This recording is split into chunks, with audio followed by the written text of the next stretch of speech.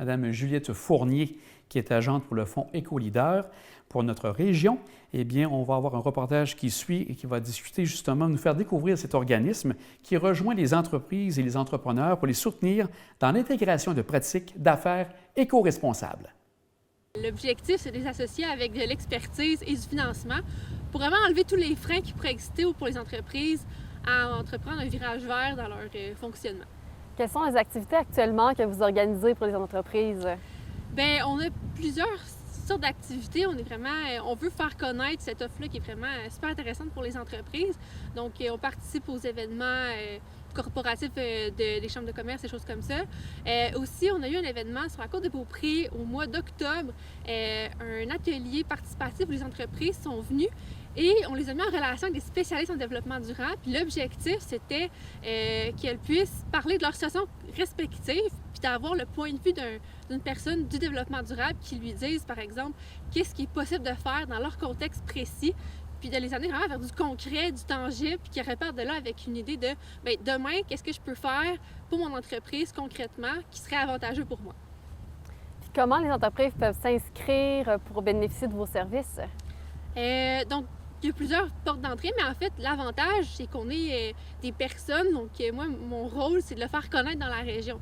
Donc, ils peuvent tout simplement me téléphoner, m'envoyer un courriel ou aller voir sur le site web du fondsécoleader.ca. C'est toutes des portes d'entrée là, qui permettent d'en savoir un peu plus sur ce programme-là. Puis, dans le fond, autant sur le site web ou tout ça, nous, si les entreprises vont voir le site web et ont des questions, peuvent m'appeler ou m'écrire. Puis, je suis tout le temps super contente de pouvoir voir avec elles c'est quoi l'opportunité qui serait intéressante dans leur contexte. Parlez-nous un peu des ateliers plus en profondeur que vous offrez aussi.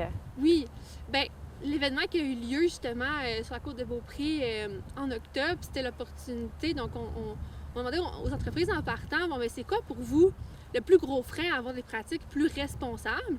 Puis, il y avait toutes sortes de choses qui sont sorties, autant le manque de temps, le fait qu'on ne sait pas trop par où prendre ça, que oui, c'est important, mais qu'il y a tellement de priorités dans l'entreprise, puis aussi que le développement durable, bien, OK, c'est une grande idée, mais concrètement, comment je peux faire ça? Donc, on partait de ces freins-là pour ensuite prendre le temps de séparer les entreprises en sous-groupes, puis qu'elles puissent, avec chacun des deux spécialistes qu'on avait sur place, qu'elles puissent poser leurs questions, puis voir avec eux. Il y avait un spécialiste plus en efficacité énergétique, puis une autre plus comme en événements éco-responsables, pratiques ressources humaines, puis approvisionnement responsable. Donc, dans ces deux volets-là, voir c'est quoi les opportunités pour leur entreprise. Puis, au terme de ces deux sous-groupes-là, ben, on faisait un autre tour de table pour voir, OK, mais maintenant, qu'est-ce qui vous revient de l'atelier, puis qu'est-ce que vous voudriez faire par la suite pour faire un pas de plus. Puis il y a eu toutes de réponses là, comme ben je vais prendre le temps avec mon équipe d'en discuter puis voir ben, où on voudrait se positionner. Ben je vais appeler Juliette pour regarder avec elle qu'est-ce que je peux faire puis quel financement il existerait. De regarder, il y avait une consultante donc elle a dit bon ben maintenant j'ai beaucoup plus de matériel pour en parler avec les entreprises avec lesquelles je travaille. Donc c'était super positif la réponse qui est arrivée. Puis pour le moment le plan c'est d'en faire un par année par sous-région de la capitale nationale. Mais si la demande est là, nous on a vraiment créé cette formule là qui est quand même assez facile à répéter. Donc, ça nous ferait plaisir de refaire ce type d'atelier-là si les entreprises en ressentent le besoin ou sentent que ça pourrait les aider à entreprendre des actions éco-responsables, de technologies propres, qui ça pourrait les appuyer dans leur cheminement. Auriez-vous un exemple, par exemple, c'est ça, d'une entreprise dont vous avez vraiment aidé, puis qui était satisfaite, puis de quelle manière vous l'avez aidée? Oui, bien, sur la Côte de Beaupré, on n'a pas encore une entreprise qui ont déposé au Fonds Éco-Leader. Donc, on a l'opportunité ici pour qu'une entreprise se dise « Je vais être la première de la Côte de Beaupré à me lancer ». Mais dans tous les cas, il y a une entreprise qui nous parlait, OK, bien, elle est en croissance, puis elle décide de vouloir agrandir ses activités, puis d'avoir un nouveau lieu de production. Puis je suis contente parce qu'ils ont eu le réflexe de se dire, bien, on crée un nouveau lieu de production, mais pourquoi pas faire de ce lieu-là un lieu qui est éco-responsable, donc qui intègre cette vision-là.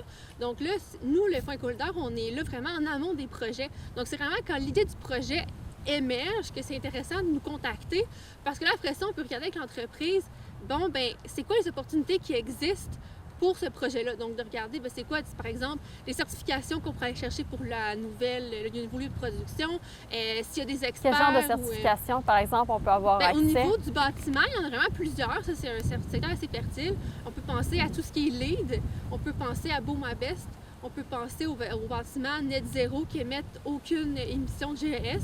Donc, c'est vraiment varié, puis ça dépend aussi des besoins de l'entreprise. Puis nous, en plus d'être la porte d'entrée pour le fonds éco-leader, on veut vraiment être au service des entreprises. Puis, dès qu'elles ont une question, par exemple, quelle certification pourrait être intéressante pour moi? Bien, nous, on peut faire des petites recherches, regarder, voici les certifications qui existent, laquelle vous intéresse, avoir un échange avec les entreprises, puis les aider à aller chercher. Nous, on est là pour aussi les aider à chercher une expertise pour que, par exemple, elle va dire, bien, je veux être lead. OK, parfait.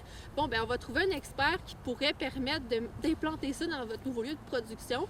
Puis après ça, le fonds éco-leader peut financer jusqu'à 75 % l'honoraire de l'expert qu'on est allé leur chercher. Donc, il n'y a comme pas vraiment de raison pour une entreprise de ne pas en profiter, je pense.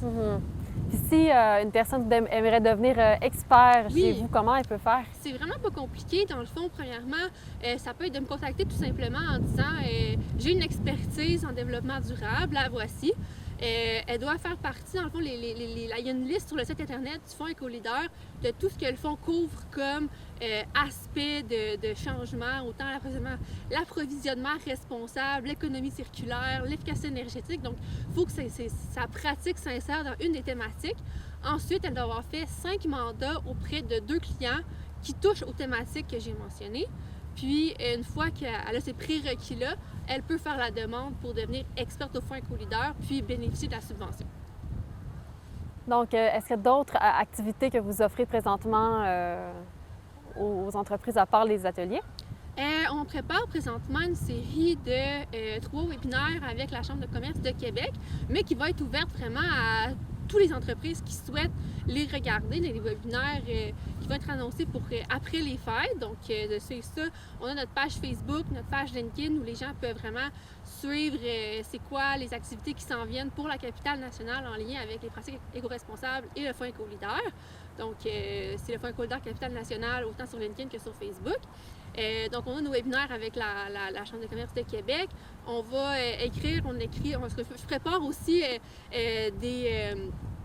des petites chroniques, participer en tout cas aux journaux locaux, parler du développement durable, faire connaître les différentes opportunités en lien avec la région. Donc ça, c'est en préparation aussi. Ça fait combien de temps que ça existe, les fonds éco-leader déjà? Les fonds éco-leader, ça a été en 2019 que ça a été créé. Donc on est en ce moment en la 3e année, là, au milieu de la 3e année. Donc il reste à peu près 1 an et demi. Donc la date limite pour soumettre un projet, c'est le 31 décembre 2022, mais le dépôt est en continu. Donc, en tout temps, d'ici cette date-là, les entreprises peuvent déposer des projets, puis elles ont jusqu'au 1er mars 2023 pour terminer le projet éco-leader.